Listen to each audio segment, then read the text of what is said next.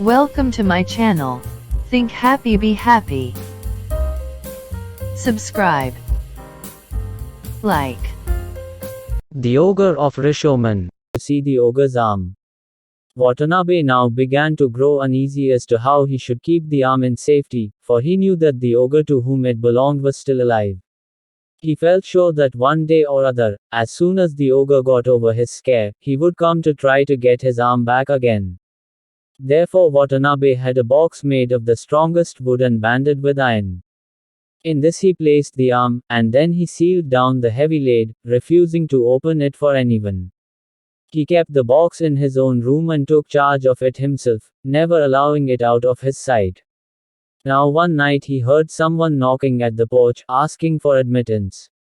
When the servant went to the door to see who it was, there was only an old woman, very respectable in appearance.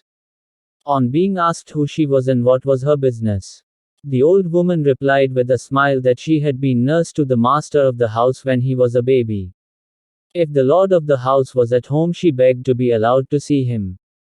The servant left the old woman at the door and went to tell his master that his old nurse had come to see him. Watanabe thought it strange that she should come at that time of night. But at the thought of his old nurse, who had been like a foster mother to him and whom he had not seen for a long time, a very tender feeling sprang up for her in his heart. He ordered the servant to show her in.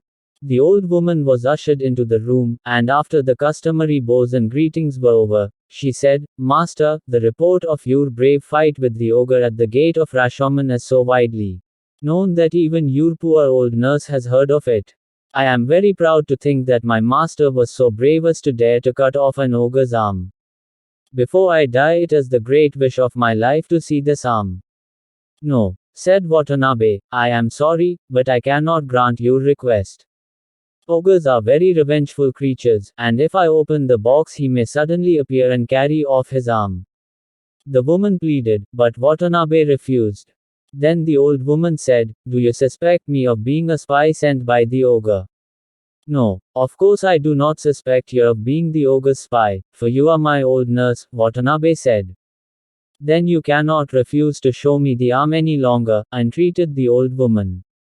"It is the great wish of my heart to see for once in my life the arm of an ogre." Watanabe could not hold out in his refusal any longer, so he gave in at last. He led the way to his own room, the old woman following. When they were both in the room, Watanabe shut the door. Then he went towards a big box which stood in a corner of the room, took off the heavy lid and called the old woman to come near. "What is it like? Let me have a good look at it," said the old nurse with a joyful face. She came nearer and nearer, as if she were afraid, till she stood right against the box.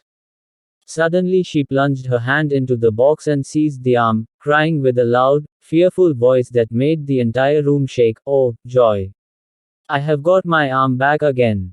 And from an old woman she was suddenly transformed into the towering figure of the frightful ogre. Watanabe sprang back and was unable to move for a moment, so great was his astonishment.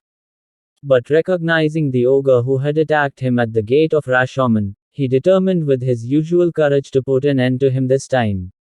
He seized his sword, drew it out of its sheath in a flash and tried to cut the ogre down. So quick was Watanabe that the creature had a narrow escape.